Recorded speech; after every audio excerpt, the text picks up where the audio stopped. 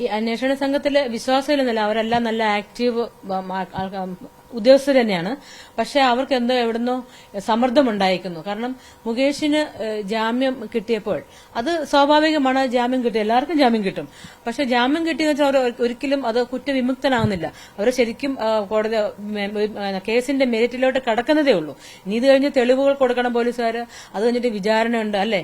അപ്പം ഈ ഒരു അപ്പീലിന് പോകണം എന്ന് പറഞ്ഞാൽ ഇപ്പൊ അവർക്ക് സെഷൻസ് കോടതിയിൽ നിന്നാണ് അവർക്ക് കിട്ടിയിരിക്കുന്നതെങ്കിൽ എന്തുകൊണ്ട് അവർ ഹൈക്കോടതിയിൽ അപ്പീൽ പോകണില്ല? അപ്പൊ പോകാതിരുന്നപ്പോഴാണ് എനിക്കൊരു വിശ്വാസക്കുറവും എനിക്ക് വന്നത്. കാരണം അവരെന്തുകൊണ്ട് പോണില്ല, അവരെ ആരാണ് ഇൻഫ്ലുവൻസ് ചെയ്യുന്നത്, അവർക്ക് എവിടെ നിന്നാണ് സമ്മർദ്ദം? ഇതാണ് എനിക്ക് ഉണ്ടായത്, ഒരു വിഷമം ഉണ്ടായത്.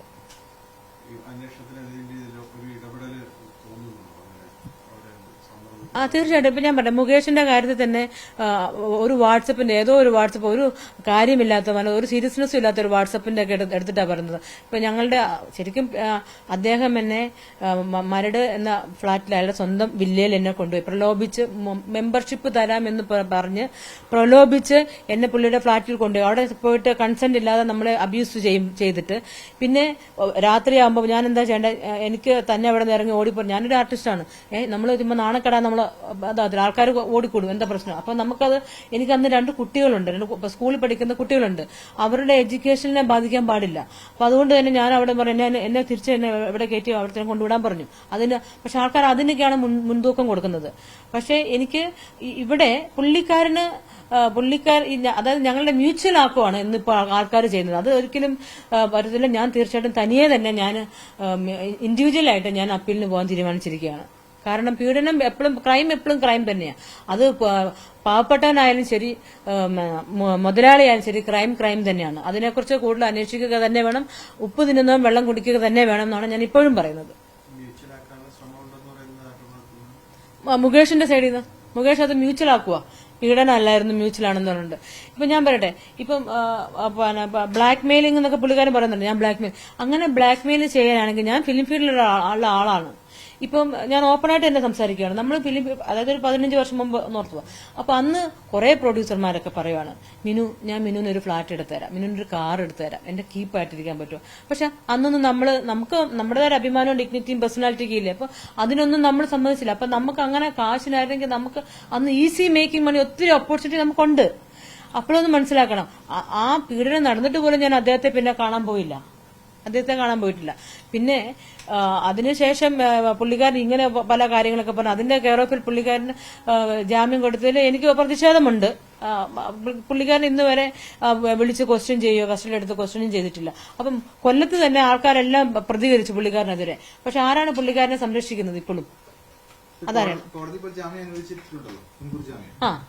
പുള്ളിക്കാരൻ അനുവദിച്ചിട്ടുണ്ട്. അത് കുഴപ്പമില്ല, നമ്മൾ കുറ്റവിമുക്തനാവുന്നില്ല. പക്ഷെ നമുക്ക് അപ്പീലിന് പോകാമല്ലോ. അതാരാണ് തടഞ്ഞത്? അതാണ് ഞാൻ അറിയാം. അതെന്തുകൊണ്ട് ആ സമ്മർദ്ദത്തിന് വഴങ്ങേണ്ടതായിട്ട് വന്നു നമ്മുടെ ഓഫീഷ്യൽസിന്, SITക്ക് ഉണ്ട്. എന്തുകൊണ്ട് ഇങ്ങനെ ഒരു വലിയൊരു ഇതായിട്ട് എന്തുകൊണ്ട് പുള്ളിക്കാരനെ ക്വസ്റ്റ്യൻ ചെയ്യുന്നില്ല? ഇപ്പൊ തെളിവുകൾ വേണം. ഞാൻ മാക്സിമം തെളിവുകൾ കൊടുത്തിട്ടുണ്ട്. ഞാൻ 13 ദിവസം ഞാൻ നിലം തൊടാതെ നിന്ന് ഞാൻ അവരോടൊപ്പം കോപ്പറേറ്റ് ചെയ്ത് നിൽക്കുക. അവർക്കെല്ലാം തെളിവുകളും കൊടുത്തും പറഞ്ഞു എല്ലാം. എന്നിട്ട് എന്തുകൊണ്ട് പുള്ളിക്കാരനെ ക്വസ്റ്റ്യൻ ചെയ്യുന്നില്ല? ഇപ്പൊ എന്റെ ആണെങ്കിൽ എന്റെ കമ്പ്യൂട്ടറിനകത്ത് നിന്ന് എല്ലാ ഡാറ്റാസ് എടുക്കുന്നു, എന്റെ ഫോണിൽ നിന്ന് എല്ലാം എടുക്കുന്നു. ഇത് വാദിയിൽ നിന്നാണ് ഇതിൽ എടുക്കുന്നത്, എന്തുകൊണ്ട് പ്രതിയിൽ നിന്ന് എടുക്കുന്നില്ല?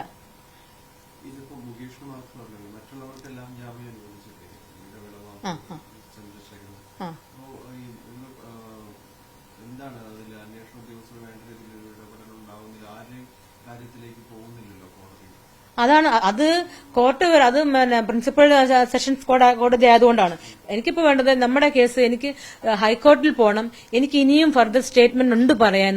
എനിക്ക് ബഹുമാന കോടതിയോടും അതുപോലെ തന്നെ ബഹുമാനപ്പെട്ട CJM കോർട്ടിനോടും എനിക്ക് എന്റെ മൊഴി, ഒരു ഓപ്പൺ മൊഴി എനിക്ക് അവരോട് പറയേണ്ടതായിട്ടുണ്ട്. കാരണം അവരിതിൽ ഇടപെടണം. എനിക്ക് കോടതിയെയാണ് വിശ്വാസം എന്ന് എനിക്ക്. കാരണം കോടതി ഇടപെട്ട് കഴിഞ്ഞാൽ ഒരു ഇൻഫ്ലുവൻസ് നടക്കില്ല എന്നാണ് എന്റെ വിശ്വാസം. ഇപ്പോൾ ഞാൻ ആദ്യം സർക്കാരിനെ വിശ്വസിച്ചു, സർക്കാർ എന്ന പ്രസ്താവനയെ ഞാൻ വിശ്വസിച്ചു, SITനെ വിശ്വസിച്ചു. SIT തീർച്ചയായിട്ടും SITനെ ഞാൻ കുറ്റം പറയുന്നില്ല. പക്ഷേ SIT എല്ലാ തെളിവുകളും എടുക്കാൻ വേണ്ടിയായിരിക്കും എന്റെ ഡാറ്റാസ് എല്ലാം എടുത്തതെങ്കിൽ തന്നെയും ഇന്നലെ എന്റെ ഫേസ്ബുക്ക് കംപ്ലീറ്റ് ആക്സസ് പോയി. അപ്പം അവിടെ ആരാണ് എന്റെ പുറകില്? എന്തിനാണ് ഞാൻ സമൂഹമായിട്ടുള്ള ബന്ധം അവർ ഇതാക്കി കട്ട് ചെയ്ത് എന്തിനാണ്? അപ്പൊ അത് എനിക്ക് ഭയങ്കര ഒരു ഇതായി. ഇവരുടെ പുറകിൽ വല്ലവരും ഉണ്ടോ? ഇനി ഇവരെല്ലാവരും മറ്റു വല്ലവരും ആണോ? കാരണം നിങ്ങളെല്ലാവരും എന്നെ അറിഞ്ഞത് ഞാൻ ഫേസ്ബുക്കിലാണ് ഇട്ടത്. എനിക്ക് ഇനിയായാലും ഞാനിത് മുമ്പോട്ട് തന്നെ പോകും. ഞാൻ പറഞ്ഞ സ്റ്റേറ്റ്മെന്റിനൊന്നും ഒരു മാറ്റവുമില്ല. ഞാൻ മുമ്പോട്ട് തന്നെ ഈ കേസുമായിട്ട് പോകും. കാരണം നമ്മുടെ സമൂഹ നന്മയ്ക്ക് വേണ്ടിയും ഈ കേരളത്തിലൊരു ക്ലെൻസിങ് നടക്കേണ്ടത് ആവശ്യമായതുകൊണ്ടും ഇനിയെങ്കിലും പെൺകുട്ടികൾക്ക് സമാധാനമായിട്ടും സ്വതന്ത്രമായിട്ടും അവരെന്ത് ഡ്രസ്സ് ഇഷ്ടമുള്ള ഡ്രസ്സ് ധരിക്കട്ടെ. ഇത് ഇന്ത്യൻ മഹാരാജ്യമാണിത്. ഇവിടെ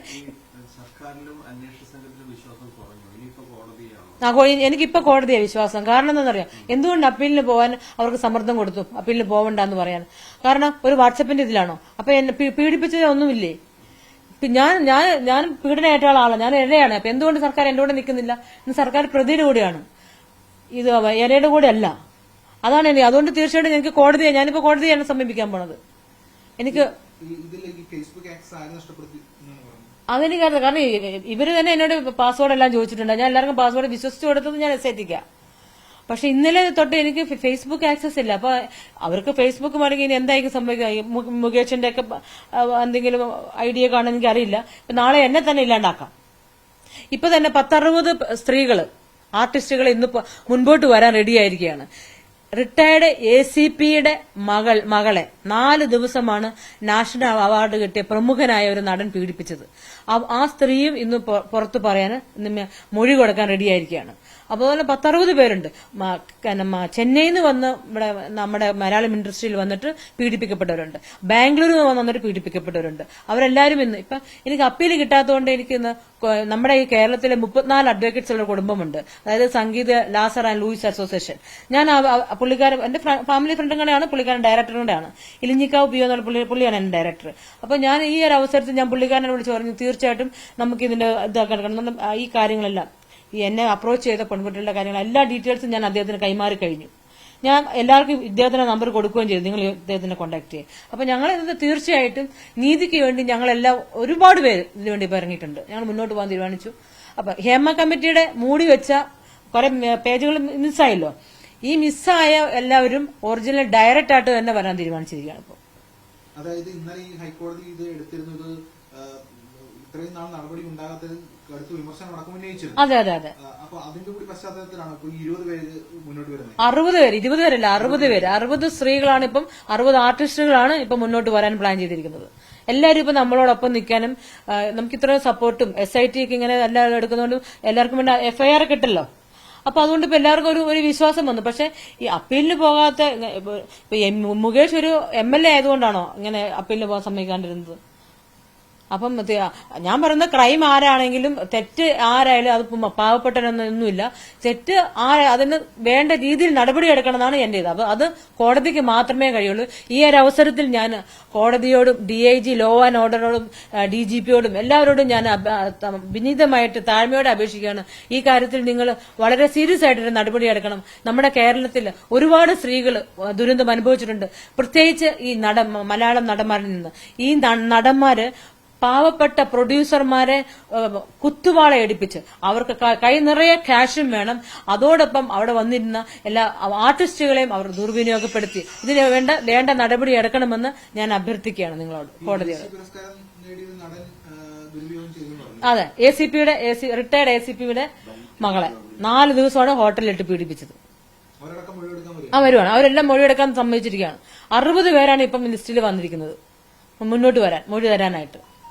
ഈ രാഷ്ട്രീയമായി മുകേഷിനെ സഹായിക്കാനുള്ള ഒരു ലക്ഷ്യത്തോടെ മറ്റുള്ളവർ ഇത് കേസിൽ ഇളവ് നേടുന്ന ഒരു സാഹചര്യമാണോ നിലനിൽക്കുന്നത്? മുകേഷിനെ ജനങ്ങൾ എന്തൊക്കെയാലും മുകേഷിനെ സംരക്ഷിക്കുന്നത് ഞാൻ കാണുന്നില്ല. പക്ഷെ ഇതിൽ രാഷ്ട്രീയത്തിന്റെ ഒരു ഇൻഫ്ലുവൻസ് എനിക്കിപ്പോ മനസ്സിലാവുന്നുണ്ട്. അദ്ദേഹത്തെ എന്തുകൊണ്ട് അദ്ദേഹം വലിയ സീരിയസ് ആയിട്ടൊരു ഓഫൻസ് ചെയ്ത ഒരാളെ എങ്ങനെ ആരാണ് പുള്ളിക്കാരനെ ഇൻഫ്ലുവൻസ് ചെയ്ത് പുള്ളിക്കാരനെ രക്ഷിക്കണം? അതായത് ഇപ്പം ഞാനും മുകേഷുമായിട്ട് ഒരു മ്യൂച്വൽ റിലേഷൻഷിപ്പ് ആക്കാനാണ് ഇപ്പൊ ഇന്ന് ഈ പാർട്ടിക്കാർ ശ്രമിക്കുന്നത്. എനിക്ക് മനസ്സിലായത് മുകേഷിനെ സംരക്ഷിക്കുകയാണെന്ന് എനിക്കിപ്പോ മനസ്സിലായിട്ടുണ്ട്. അതിലൂടെ ഒരു കോൺഗ്രസ് നേതാവ് ഇപ്പൊ ആരോപണ വിധേയനായവരെ ഉൾപ്പെടെ രക്ഷപ്പെട്ടു പോകുന്ന ഒരു സാഹചര്യമാണോ ഉള്ളത്? അതെ. അപ്പൊ തീർച്ചയായിട്ടും ഈ ഒരു കാര്യത്തിന് വേണ്ടി ഇതെല്ലാം കണ്ടിട്ടാണ് ഇന്ന് പെൺകുട്ടികളെല്ലാം മുന്നോട്ട് വരാൻ തയ്യാറായതും. സർക്കാർ ഹെൽപ്പ് ചെയ്യുന്നില്ല, ഇതെന്താണ് അപ്പീലിന് പോകാൻ സമ്മതിക്കാത്തതുകൊണ്ട് അവരെല്ലാവരും ഇപ്പം നമുക്ക് കോടതിയെ സമീപിക്കാം. ഇന്ന് ഞങ്ങൾ എല്ലാവരും കോടതിയെ സമീപിക്കാനാണ് തീരുമാനിച്ചിരിക്കുന്നത്. SIT ഇപ്പൊ SIT ഇത് പരിശോധിക്കുകയാണല്ലോ. അപ്പൊ ഈ Hema committee report as such പരിശോധിക്കുകയാണ്. അപ്പൊ അതിന്റെ അടിസ്ഥാനത്തിൽ അത് പരിശോധിച്ച് FIR ഇടാൻ കഴിയുമോ എന്ന് തീർച്ചയായിട്ടും കോടതി SITക്ക് ഇത് കൊടുക്കുവാണെങ്കിൽ അവരെ ആരും സമ്മർദ്ദം കൊടുക്കാനില്ലല്ലോ. അപ്പൊ അവർ തീർച്ചയായിട്ടും അത് ജെന്യൂൻ ആയിട്ട് കേസ് എടുക്കും. അവർക്കും പ്രഷറുണ്ട്. ഞാൻ അവരെ ഒരിക്കലും കുറ്റപ്പെടുത്തില്ല. അവർക്ക് പ്രഷറുണ്ട്. പിന്നെ നിങ്ങൾ ഇത് മുന്നോട്ട് കൊണ്ടുപോകണം, നിങ്ങൾ അപ്പീലിന് പോകേണ്ടതാണ്. പിന്നെ അവർക്ക് വേറെ വഴിയില്ലല്ലോ. ഈ അപ്പീലിന് പോകാത്തത് നിങ്ങളെ പോലുള്ള ഇങ്ങനെ പരാതിക്കാരുടെ ഒരു ആത്മവിശ്വാസം തകർക്കുന്നുണ്ടോ? കൂടുതൽ പേര് വരാൻ മുന്നോട്ട് പരാതി വരാൻ തയ്യാറാവും. പക്ഷെ അവരൊക്കെ ഇനി പിന്നോട്ട് പോകുമെന്ന് തോന്നുന്നുണ്ടോ അപ്പീൽ പോയില്ലെങ്കിൽ? അപ്പീലിന് അപ്പൊ നമ്മൾ തളർന്നാൽ ഇനി വരാനിരിക്കുന്നവരും തളരും. അപ്പൊ അത് തളരാൻ പാടില്ല. അതുകൊണ്ടാണ് ഞാൻ ഇപ്പോഴും നിങ്ങൾ മുന്നിൽ ഇപ്പോഴും നിൽക്കുന്നത്. നമുക്കിനി കോടതിയുണ്ട്. നമ്മളെ സംരക്ഷിക്കാൻ കോടതിയുണ്ട്. അപ്പൊ നമ്മൾ കോടതി പോവും. നമുക്ക് കോടതിയിൽ നിന്നും നമുക്ക് കിട്ടും. കോടതി വേറെ, രാഷ്ട്രീയം വേറെ എന്നാ ഞാൻ വിശ്വസിക്കുന്നത്. രാഷ്ട്രീയത്തിന് ഒരിക്കലും കോടതിയെ ഇൻഫ്ലുവൻസ് ചെയ്യാൻ പറ്റില്ല. പോലീസ് ഹൈ ഒഫീഷ്യലിനെ വേണമെങ്കിൽ ഇൻഫ്ലുവൻസ് ചെയ്യാൻ പറ്റുമായിരിക്കും. ഇപ്പൊ SITക്കാരെയൊക്കെ ഇൻഫ്ലുവൻസ് ചെയ്യാൻ പറ്റുമായിരിക്കും. പക്ഷെ കോടതിയെ ഒരിക്കലും പറ്റില്ല. നിലവിൽ സർക്കാരും ഈ പ്രത്യേക അന്വേഷണ സംഘവും ഇരകൾക്കൊപ്പമാണെന്നുള്ള ഒരു സന്ദേശമാണ് വരുന്നത്. വേട്ടക്കാർക്കൊപ്പമാണ് സർക്കാരും SIT ഞാൻ പറയത്തില്ല. SITക്ക് സമ്മർദ്ദമുണ്ട്. SITന്റെ അങ്ങനെ ഞാൻ പറയുന്നത് SITനെ ഫ്രീ ആയിട്ട് വിട്. SIT ഫ്രീ ആയിട്ടെന്ന് അവർ ജെന്യൂനായിട്ട് അവരെ ആരും സമ്മർദ്ദം ചെയ്ത് അവരവരുടെ ഇഷ്ടത്തിന് അവർ നല്ല പഠിച്ച ആൾക്കാരല്ലേ. അവർ ഈ കേസ് പ്രത്യേകിച്ച് സ്ത്രീകളാണ്. അവരിപ്പോ ഇരകളുടെ കൂടെ നിൽക്കാനാണ് അവർ ആഗ്രഹിക്കുന്നത്. അവരെ ഒന്ന് ഫ്രീ ആയിട്ട് വിടുക. അവരെ ആരും തടയരുത്. എനിക്കത്ര അവരെ ആരും തടയരുത്. ഒരു രാഷ്ട്രീയ പൊളിറ്റിക്സും അവരെ സ്വാധീനിക്കരുത്. അവരവരുടെ ജോലി ചെയ്യട്ടെ. അത് അനുവദിക്കണം. പക്ഷെ സർക്കാരെന്ന് വെച്ചാൽ ഇപ്പൊ എന്താ നടന്നത്? പ്രത്യേകിച്ച് എനിക്കൊരു ഞാൻ പീഡനം അനുഭവിച്ച ഒരാളാണ്. എന്നെ പ്രലോഭിച്ചു കൊണ്ടുപോയി എന്റെ കൺസെന്റ് ഇല്ലാതെ എന്നെ അബ്യൂസ് ചെയ്ത ആളാണ്, ഫിസിക്കൽ അബ്യൂസ് ചെയ്ത ആളാണ് മുകേഷ്. ഇന്നിപ്പോ എല്ലാവരും കോടതിയിലാണെങ്കിലും ഞങ്ങൾക്ക് മിനുവിന്റെ എന്ന് ഞാൻ കേട്ടില്ല. അതിപ്പോ മീഡിയയിൽ പലതും ആൾക്കാർ പലതും പറയാറില്ല. അതെല്ലാം വിശ്വസിക്കുന്നില്ല. പക്ഷെ ഒരു മ്യൂച്വൽ ഇതാക്കാനാണെന്ന് എല്ലാവരും ശ്രമിക്കുന്നത്. അതിനെപ്പറ്റിയല്ല. മുകേഷിനെ ക്വസ്റ്റ്യൻ ചെയ്യണം. സീരിയസ് ഓഫൻസ് ചെയ്ത ഒരാളാണ്. പുള്ളിക്കാരനെ വിളിച്ച് കസ്റ്റഡിയിലെടുത്ത് ക്വസ്റ്റ്യൻ ചെയ്യണം. ഈ പീഡനം നടന്ന ശേഷം ന്യൂ ഇയറിന് ആശംസ അയച്ചു എന്ന് പറയുന്നതിൽ യാഥാർത്ഥ്യമുണ്ടോ? അത് എനിക്കത് ഓർമ്മയില്ല. എന്നാലും ഞാനൊരു ആർട്ടിസ്റ്റാണ്. ഞാൻ അന്നൊരു സിംഗിൾ പേരുണ്ടായിരുന്നു. അന്ന് സിംഗിൾ എനിക്ക് 2 കൊച്ചു കുട്ടികളായിരുന്നു. പക്ഷെ അന്ന് ഞാൻ ആരോടും ഉടക്കാനും ഒരു കേസ് കൊടുക്കാനും ഞാൻ തയ്യാറാകാത്തത് എന്താണെന്നറിയാം. എനിക്ക് ജീവിക്കണം. എനിക്ക് ഒരു ഇൻകം ആവശ്യമാണ്. അപ്പൊ എനിക്ക് പിള്ളേരെ പഠിപ്പിക്കണ്ടേ, എനിക്ക് പിള്ളേരുടെ ഫീസ് കൊടുക്കണം, വീടിന്റെ റെന്റ് കൊടുക്കണം, ഇലക്ട്രിസിറ്റി ബില്ല്. അപ്പൊ അങ്ങനെ ഞാൻ ഒരു പ്രശ്നം ഉണ്ടാക്കാൻ തീരുമാനിച്ചില്ല. കാരണം ഈ ഞാൻ പ്രയോറിറ്റൈസ് ചെയ്തത് എന്റെ കുട്ടികളുടെ എഡ്യൂക്കേഷൻ തന്നെയാണ്. ഞാൻ ഇതിനുവേണ്ടി ഒരു ആക്ഷൻ, ഒരു നടപടി എടുക്കുവാണെങ്കിൽ അത് പിള്ളേരുടെ വിദ്യാഭ്യാസത്തെ ബാധിക്കും. അവർക്ക് പഠിക്കാൻ പറ്റാണ്ട് വരും, അവർക്ക് സ്കൂളിൽ പോകാൻ പറ്റാണ്ട് വരും. അതുകൊണ്ട് ഞാൻ വളരെ ഒരു സൈലന്റ് ആയിട്ടാണ് ഞാൻ പോയത്. ഞാൻ ആർക്കെതിരെയും ഞാൻ നടപടി എടുക്കുകയും ചെയ്തില്ല. എനിക്ക് എല്ലായിടത്തും ഈ അഡ്ജസ്റ്റ്മെന്റിന്റെ കാര്യങ്ങളാണ്. ഞാൻ ഇനിയും പറയാത്ത കുറെ പ്രമുഖന്മാരുണ്ട്. കാരണം അവരെന്നോട് ചോദിച്ചതാണ്. അവരെന്നോട് ഫോൺ വിളിച്ച് ചോദിക്കുമ്പോൾ ഞാൻ അവരുടെ പേരൊന്നും ഞാൻ പറഞ്ഞിട്ടില്ല. അപ്പൊ എനിക്ക് മനസ്സിലായി ഇവിടെ മലയാളം ഫിലിം ഇൻഡസ്ട്രിയിൽ പെണ്ണുങ്ങൾക്കൊരു സംരക്ഷണവുമില്ല, അവരെ ചൂഷണം ചെയ്യപ്പെടുന്നു എന്ന് ഞാൻ തിരിച്ചറിഞ്ഞതോടുകൂടി ഇവിടം വിട്ടു പോകാം. കാരണം അന്നത്തെ നമ്മുടെ രാഷ്ട്രീയമൊന്നും ശരിയല്ലായിരുന്നുകൊണ്ട് ഞാൻ വിചാരിച്ചു ഇവിടം വിട്ടു. അങ്ങനെ ഞാൻ ഈ കേരളം വിട്ടു പോയ ഒരാളാണ് ഞാൻ. പക്ഷെ അവിടെ ചെന്നതിന് ശേഷം എനിക്ക് ഒരു സാമ്പത്തിക ബുദ്ധിമുട്ടുണ്ടായി. ചെന്നൈയിൽ പോയതിനു ശേഷം എനിക്ക് മോളുടെ ഒരു ഫീസിന്റെ കാര്യത്തിൽ എനിക്ക് 65,000 രൂപ പെട്ടെന്ന് എനിക്ക് കെട്ടേണ്ടതായിട്ട് വന്നു. 65,000 രൂപ. അപ്പൊ എനിക്ക് 25,000 രൂപയുടെ ഒരു കുറവുണ്ടായിരുന്നു. അപ്പൊ ഞാൻ സിംഗിൾ പേരന്റ് ആയതുകൊണ്ട് ഞാൻ ചിലപ്പോൾ പലരോടും റോൾ ചെയ്യും. 10,000 റുപ്പീസ് അയച്ചേ, ഞാനത് തിരിച്ചു കൊടുക്കും. അതേപോലെ ഞാൻ മുകേഷിനോടും ഒരു ഹെൽപ്പ് ചോദിച്ചു. അത് ചോദിച്ചിട്ട് തെറ്റുണ്ടോ? അത് ഒരു സഹായം ചോദിക്കുന്നതും ബ്ലാക്ക് മെയിൽ ചെയ്യുന്നതും ഡിഫറന്റ് ആണോ? ആണോ? അല്ലേ? നിങ്ങൾ പറ. അതൊരു ബ്ലാക്ക് മെയിൽ ആയിട്ട് നിങ്ങൾക്ക് കാണാൻ പറ്റുമോ? ഒരിക്കലും. വേട്ടക്കാരനോട് ചോദിക്കുമോ അങ്ങനെ സഹായം? ഞാൻ എന്നെ ഓൾറെഡി ഫിസിക്കൽ അബ്യൂസ് ചെയ്ത ഒരാള് എനിക്ക് മെമ്പർഷിപ്പ് തരാന്ന് പറഞ്ഞിരിക്കുന്ന ആളോട് ഞാൻ പിണങ്ങി കഴിഞ്ഞ പിന്നെ കംപ്ലീറ്റ് എനിക്ക് കിട്ടത്തില്ല. അപ്പൊ അതുകൊണ്ട് ഞാൻ നയപരമായിട്ട് അദ്ദേഹത്തോട് നിന്നു. ഞാനൊന്നൊരാളുണ്ട്, എന്നോടൊരു കരാറുണ്ട്. ഞാൻ അയാളെ റിമൈൻഡ് ചെയ്യിപ്പിച്ചുകൊണ്ടിരുന്നു. പക്ഷെ ആ ഒരു സാഹചര്യത്തിൽ ഞാനൊരു ഹെൽപ്പ് ചോദിച്ചു എന്നത് സത്യമാണ്. അയാൾ അപ്പൊ തന്നെ വളരെ ഇതായിട്ട് പറഞ്ഞു, സോറി കേട്ടോ ഞാൻ ടൈറ്റ് ആണെന്ന് പറയും. കാരണം അറിയാം, ഈ ഫിസിക്കൽ അബ്യൂസ് നടന്നതിന് ശേഷവും പുള്ളിക്കാരൻ പറഞ്ഞു ഞാൻ ഇന്നിങ്ങോട്ട് വരണം. ഞാൻ പറഞ്ഞു വരത്തില്ല, ഞാൻ വരാൻ പറ്റില്ല. അപ്പൊ എന്നോട് അത്രയും ദേഷ്യപ്പെടേണ്ട ആവശ്യം. പിന്നെയും നമ്മളെ ഇതിനു വേണ്ടി നമ്മളെ ഇൻവൈറ്റ് ചെയ്യുമ്പോഴേ ഞാൻ വരില്ല എന്ന് പറയുമ്പോൾ പുള്ളിക്കാരൻ എന്നാൽ എനിക്ക് മെമ്പർഷിപ്പും തരുന്നില്ല. അങ്ങനെ ഇതായി. എന്നാലും ഞാൻ ഇദ്ദേഹത്തിനോട്, പിന്നെ ഇദ്ദേഹം MLA ഒക്കെ ആയപ്പോഴും ഞാൻ ഇദ്ദേഹത്തെ ഓർപ്പിച്ചു തന്നെ കൊണ്ടിരുന്നു. എനിക്ക് നമ്മളോട് ഒരു കരാറുള്ള, അതായത് എന്നെ പീഡിപ്പിച്ച കാര്യം അത് എന്റെ മനസ്സിൽ തന്നെ കിടക്കും. ഒരു സ്ത്രീക്ക് അത് ഒരിക്കലും മറക്കാൻ പറ്റത്തില്ല. ഒരിക്കലും മറക്കാൻ പറ്റത്തില്ല. അത് ഞാൻ പുള്ളിക്കാരനെ ഓർമ്മിപ്പിച്ചു. നല്ല രീതിയിൽ ഞാൻ ഇങ്ങനെ പുള്ളിക്കാരൻ്റെ അടുത്ത് ഇങ്ങനെ പറഞ്ഞുകൊണ്ടിരുന്നു. എന്നിട്ടും പുള്ളിക്കാരൻ എനിക്ക് മെമ്പർഷിപ്പ് തരാൻ തയ്യാറായിട്ടില്ല.